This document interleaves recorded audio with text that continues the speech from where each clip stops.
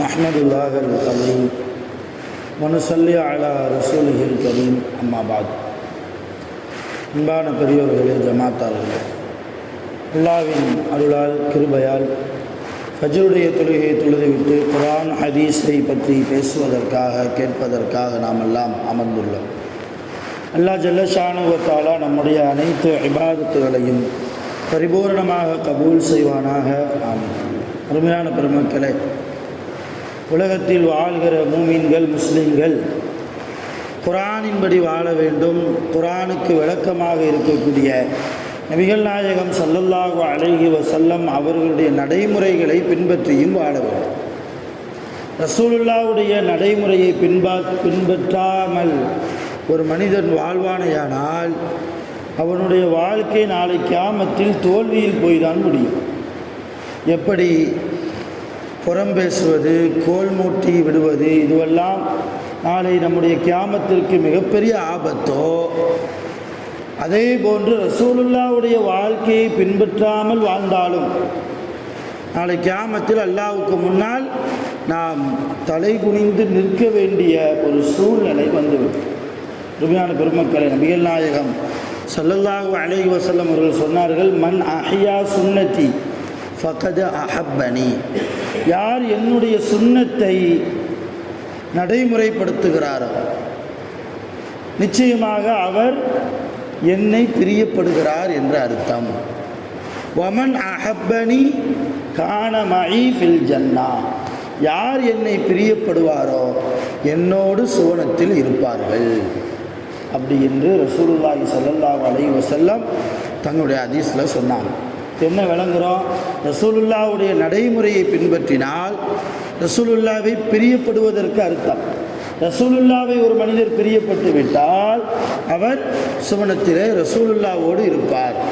அருமையான பெருமக்கள், இங்கே நாம் சுன்னத்து என்றால் நம்ம நினைக்கிறது ஒவ்வொரு நேர தொழுகைக்கு முன்னால் பின்னால், முன் சுன்னத்து பின் சுன்னத்து, இதைத்தான் நம்ம சுன்னத்துன்னு நினைக்கிறோம்.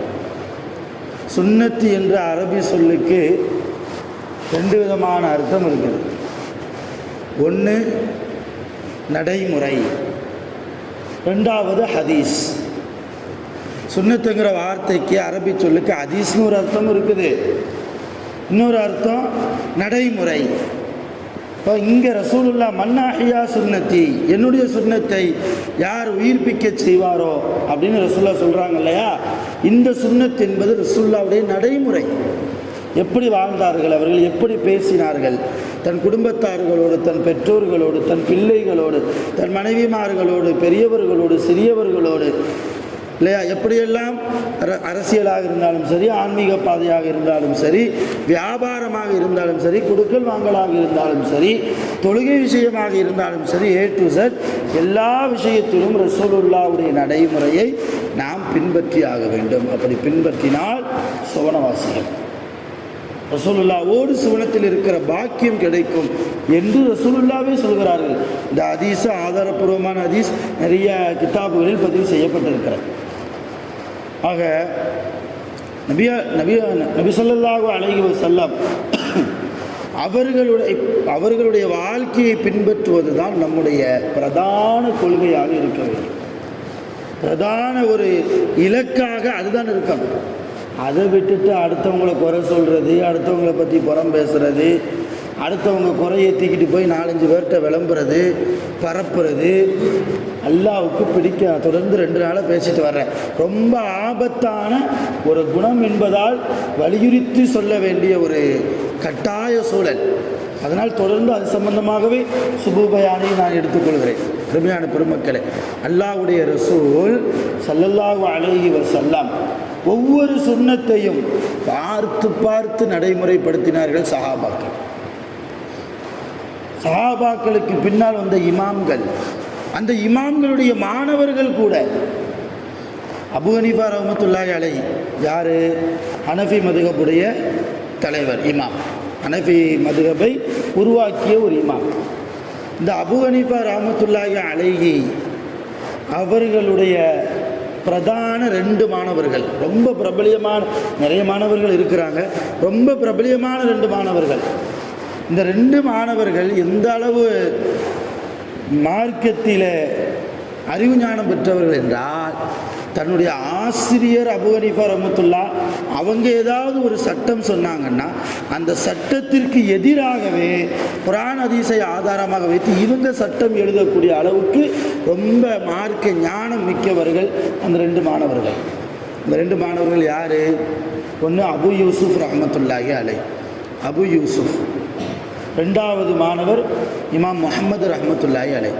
இந்த 2 பேருக்கும், அபு யூசுப் ரஹ்மத்துல்லா, இமாம் முஹம்மது ரஹ்மத்துல்லா, இந்த 2 பேருக்கும் பொதுவான ஒரு பெயர் ஃபிக்ஹிலே, ஃபிக்ஹ் என்றால் மார்க்க சட்ட நடைமுறையிலே 2 பேருக்கும் பொதுவான ஒரு பெயர் என்னன்னா சாஹிபீன்கள், சாஹிபைன்கள், சாஹிபைன்கள் என்று அவர்களுக்கு ஒரு பொதுவான பெயரும் உண்டு. இதில் அபு யூசுப் ரஹ்மத்துல்லா ரொம்ப தக்வாதாரி, அல்லாஹ்வை பயப்படக்கூடியவர். ரசூலுல்லாஹ்வுடைய ஒவ்வொரு நடைமுறையும் பார்த்து பார்த்து ரசித்து பின்பற்றியவர் அபு யூசுப் ரஹ்மத்துல்லாஹி அலைஹி. அவங்கள ஒரு தடவை அந்த நாட்டு மன்னன் விருந்துக்காக அழைத்தான். மிகப்பெரிய இமாம் இல்லையா, ஆலிம்களை கண்ணியம் செய்வது பொதுமக்களுக்கு கடமை. ஆலிம்களை மரியாதை குறைவாக நடத்தாமல் இருப்பது பொதுமக்களுக்கு அது கட்டாயம். ஆலிம்களுடைய மரியாதையை சீர்குலைக்கிற அளவுக்கு யாராவது நடந்தால் அவர் வெறுமன ஆலிமுடைய மரியாதையை மட்டும் சீர்குலைக்கலை, அந்த ஆலிம் நபியினுடைய வாரிஸ். ஒரு நபியினுடைய வாரிசுடைய மரியாதையை கெடுக்கிற அளவுக்கு அவர் நடக்கிறார். ஆலிம்களுடைய தரம் என்றே பல ஜும்மாக்கள் பேசலாம். அந்தளவு ஹதீஸ்கள் இருக்கிறது. உலமாக்களை பற்றி, மார்க்க அறிவு உள்ள நபர்களை பற்றி அல்லாஹ் குர்ஆனில் சொல்கிறான், வயது எர்ஃபஇல்லா உள்ளதீன ஆமனு மின்கும் வல்லதீன ஊத்துல் இல்ம தரஜா.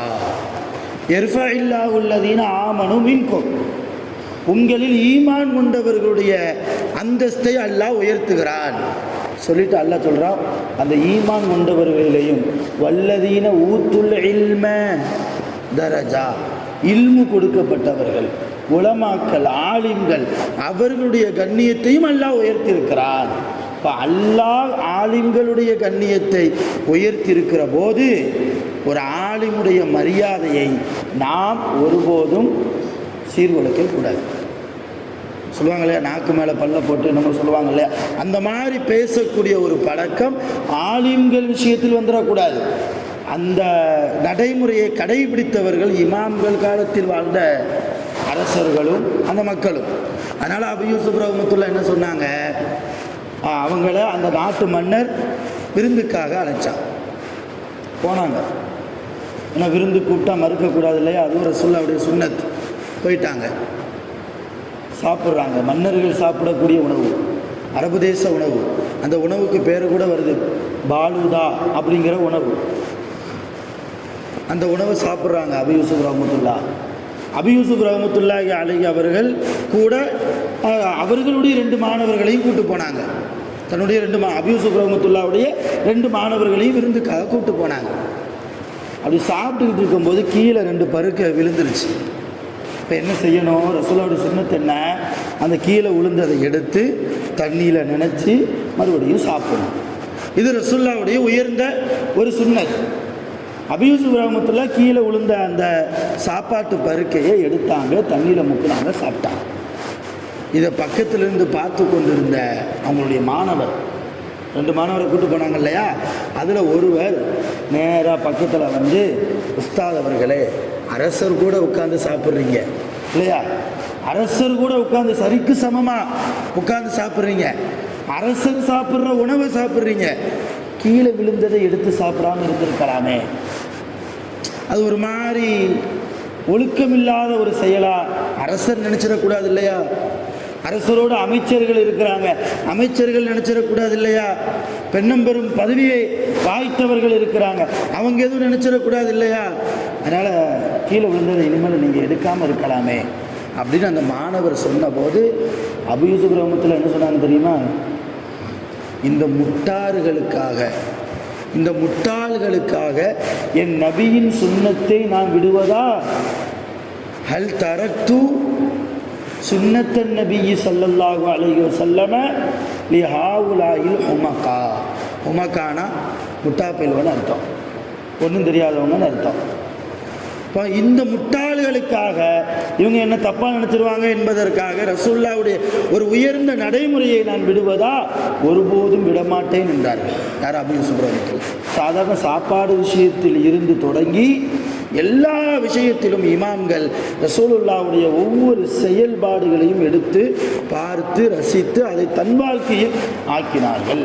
அந்த மாதிரி ஒரு உயர்ந்த குணம் நம்மிடத்தில் வர வேண்டும். எப்படி புறம்பேசுகிற குணம் இருக்கக்கூடாதோ, கோல் மூட்டி விடுகிற குணம் இருக்கக்கூடாதோ, பெருமை என்கிற குணம் இருக்கக்கூடாதோ, தற்பெருமை என்கிற குணம் இருக்கக்கூடாதோ, ஆணவம் அகங்காரம் என்கிற குணம் எப்படி இருக்கக்கூடாதோ, எந்த இடத்துக்கு போனாலும் தன்னை முன்னிறுத்துகிற குணம்.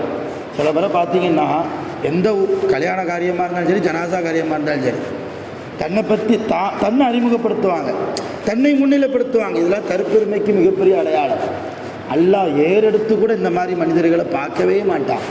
கியாமத் நாள்ல எங்கே போனாலும் முன்னிறுத்துறது. ஒரு ஜனாசா வீட்டிலையா, ஒரு கல்யாண வீடா, அது வேறு ஏதாவது ஒரு ஃபங்க்ஷனுக்கு போகிறதா, அங்கே போய் நம்முடைய சவுண்டை உயர்த்தி நான் இந்த மாதிரி ஒரு ஆள் இருக்கேன், எனக்கு இந்த மாதிரி ஒரு பவர் உண்டு, நான் சொன்ன 4 பேர் கேட்பாங்க, என்னால் ஒரு 4 பேர் அலட்டக்கூட முடியும், யாரும் என்னை ஏற்று பேச மாட்டாங்க, அந்த இடத்துல தான் நான் இருக்கேன் என்பதை தன்னுடைய உயர்ந்த குரலின் மூலமாக வெளிப்படுத்திக்கிட்டே இருப்பாங்க. இந்த குணம் யாரிடத்தில் இருக்கிறதோ பெருமை இருக்குதுன்னு அர்த்தம். யார் ஊமையாக இருக்காங்களோ அவங்கள்ட்ட பெருமை இல்லைன்னு அர்த்தம். இதுவெல்லாம் அல்லாஹ் நமக்கு கொடுத்த அடையாளங்கள். யார் நல்லவர்கள், யார் தீயவர்கள், யார் அல்லாஹ்வுக்கு பாவிகள், யார் அல்லாஹ்வுடைய நேசர்கள், அல்லாஹ்வுடைய வழியில் செல்பவர்கள் யார், அல்லாஹ்வை விட்டும் தூரமாகி போய்கொண்டிருப்பவர்கள் யார் என்பதற்கு ஹதீஸ்களில் ஏராளமான அடையாளங்கள் இருக்கிறது. அப்போ அங்கே அபூ யூசுப் ரஹ்மத்துல்லாஹ் என்ன சொன்னாங்க? இந்த மடையர்களுக்காக என் ரசூலுடைய சுன்னத்தை நான் ஒருபோதும் விட மாட்டேன். இன்னைக்கு ரசூலுல்லாஹி ஸல்லல்லாஹு அலைஹி வஸல்லம் அவர்களுடைய சுன்னத்தை பின்பற்றுகிறோமா என்பதையும் தாண்டி அடுத்த மனிதர்களை ஏளனமாக பார்க்கக்கூடிய ஒரு சூழல் ரொம்ப பரவி போய் இருக்கிறது. பொதுவாகவே முஸ்லிம்களிடத்தில் அடுத்தவர்களை ஏளனமாக நினைப்பது. இவன் சம்பளத்துக்கு தானே இருக்கிறான், அல்லது இவன் நம்மளுக்கு கீழே தானே இருக்கிறான். ஒரு அண்ணனாக இருந்தால் தம்பியை நினைக்கிறது, பெற்றோர்களாக இருந்தால் பிள்ளைகளை நினைக்கிறது, கணவனாக இருந்தால் மனைவியை நினைக்கிறது. ஒரு இடத்தில் வேலை பார்ப்பவர்கள், ஒரு நிர்வாக ஸ்தானத்தில் இருப்பவர்கள் தனக்கு கீழே வேலை பார்ப்பவர்களை ஒரு மாதிரி நினைக்கிறது. நம்ம என்ன சொன்னாலும் கேட்பான், சம்பளத்துக்கு தான் வேலை பார்க்குறான். இந்த குணமும் ஆபத்தான குணம்.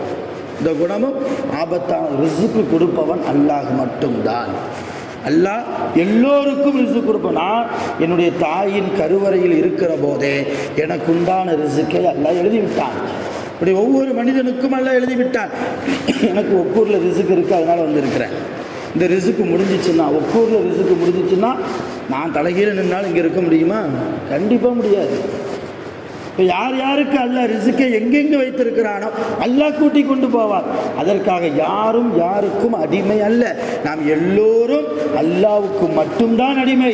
நான் சொன்னால் அவர் கேட்கணும், நான் சொன்னால் இவன் கேட்கணும் என்கிற குணம், இந்த குணம் அல்லாஹ்வுக்கு மட்டுமே சொந்தம். ஏன்னா அல்லாஹ் சொன்னால் தான் நம்ம கேட்கணும்.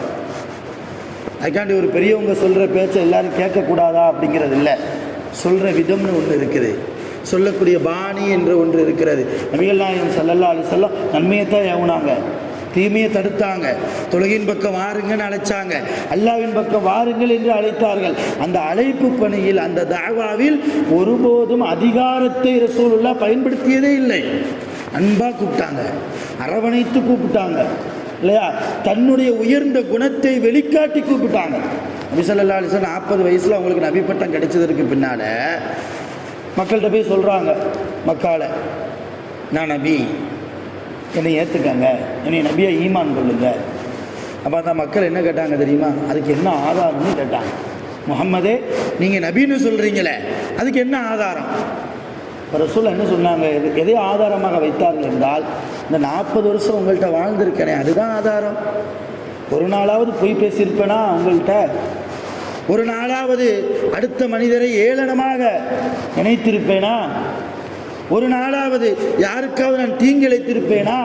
யாரை பற்றியாவது புறம் பேசியிருப்பேனா? என் வியாபாரத்தில் மோசடி இருந்திருக்கிறதா?